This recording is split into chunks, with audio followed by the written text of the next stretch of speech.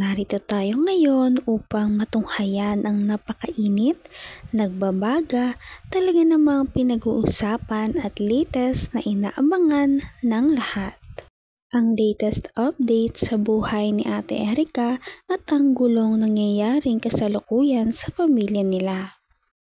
Bumubuhos nga ang batikos at bash kay Ate Erica dahil sa pag-iwan niya sa kanyang lolo at lola na talaga namang kaawa-awa habang siya ay nagpapakasaya sa kanilang bagong bahay kasama ang kanyang ate Sheila May. Ating live shout out at maraming salamat. At paluma na nga ang bahay nila. Kay Lolo Miguel, wala pang pintura. Gagawin pa lang.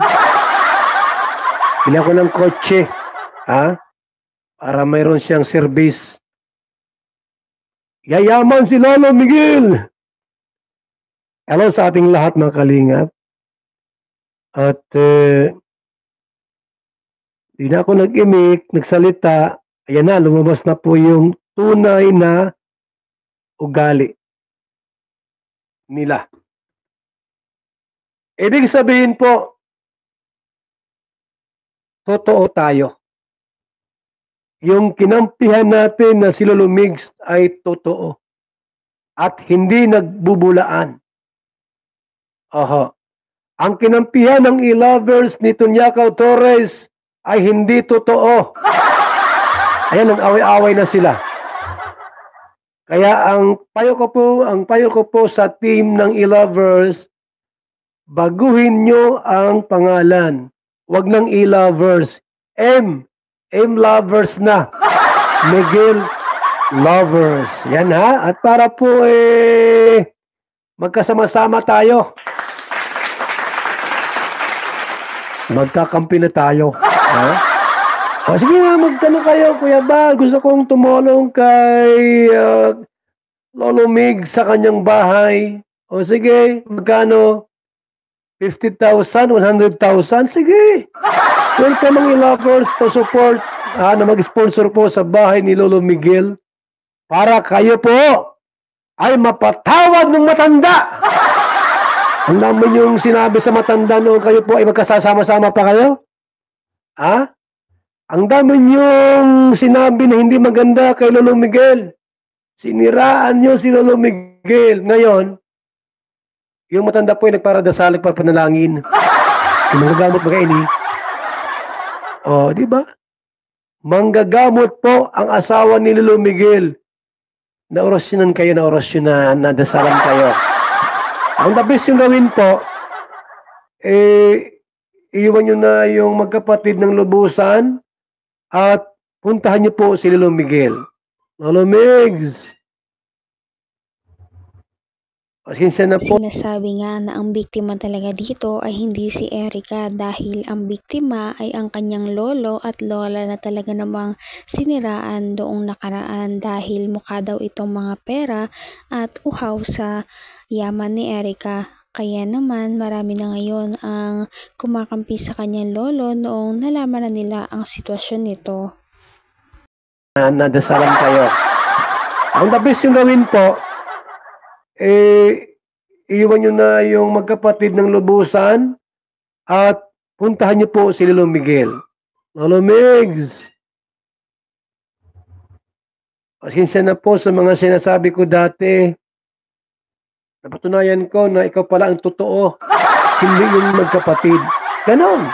At magsimulang tumulong kay Lolo Miguel at sa kanyang mga pamangkin. Ayan po, yung mga pamangkin ni Lolo Miguel, doon nakatira. Mga ano yan, pinsan ni Erica at Mian. Dahil kinukup nila. Yung dalawang pamangking dalagita, kinukup nila mga kalingap ni Lolo Miguel. Okay, yung bahay po nila ngayon, 2 kwarto. 2 kwarto doon sa pamangkin niyang inampon. Di ba? Ganun siya tumingin sa kanyang mga apo at mga pamangkin. si Lolo Miguel. Apo na pala niya itong dalawang nasa kanya. Kinupkup niya po tulad nila May at Erica. Kinupkup niya. Sapagkat si Lolo Miguel po ay mayroong mabuting puso at mapagmahal sa kanyang mga apo at kamag-anak. Anong ginawa ninyo? Wala kayong ginawang mabuting bagay sa kanya. Ituloy, kinarma kayo. Ang payo ko sa inyo ay lumapit kay Lolo Miguel at humingi ng sorry. Yun lang. Humingi ng tawad. Para yung karma po, digital karma ay matigil po sa inyo. Maraming salamat po sa ating lahat mga kalingap. Ako muna po ay pangsamantalang magpapaalam sa ating pong live ngayong gabi. Dahil wala nang nagpalipad. Thank you so much. Mabuhay po. God bless mga kalingap. Babay muna sa ating lahat. Salamat po sa mga nakatune in sa ating. Kahit marami na nga ang galit kay Erica, ay talaga namang advice ni Kalingap Val Santos Matubang na sana ay lumapit na siya sa kanyang lolo at humingi ng tawad sa kanyang mga nagawa.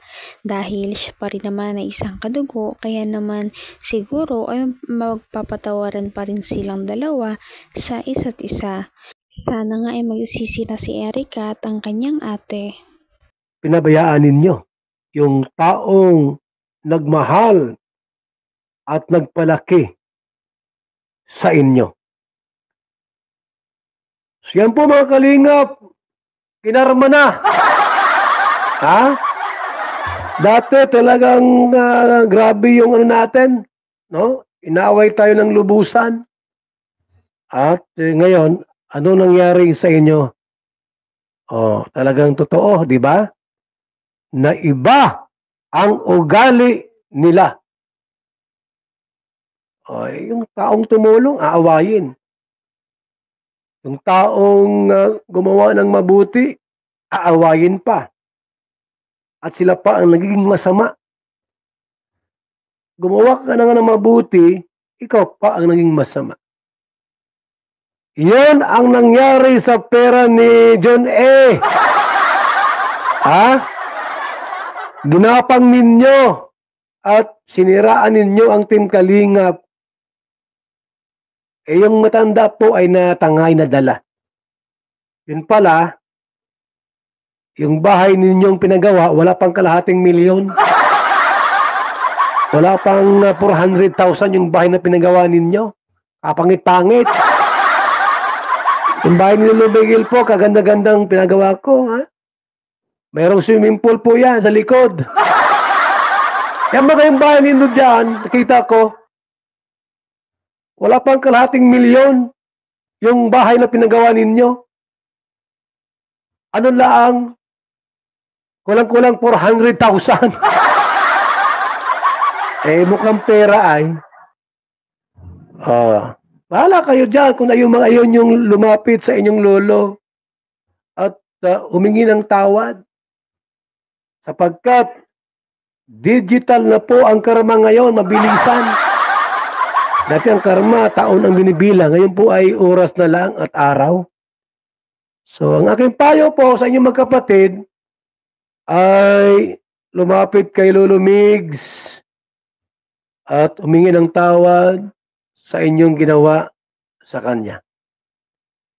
Para yung karma po, matigil na. Yung karma ay matigil na. Ay shout out po sa ating lahat. Magandang umaga, tanghali at gabi. Sa mga Grabe talaga ang mga revelasyong nalaman natin sa video na ito. Ano na kaya ang mangyayari sa pamilya ni Ate Erica?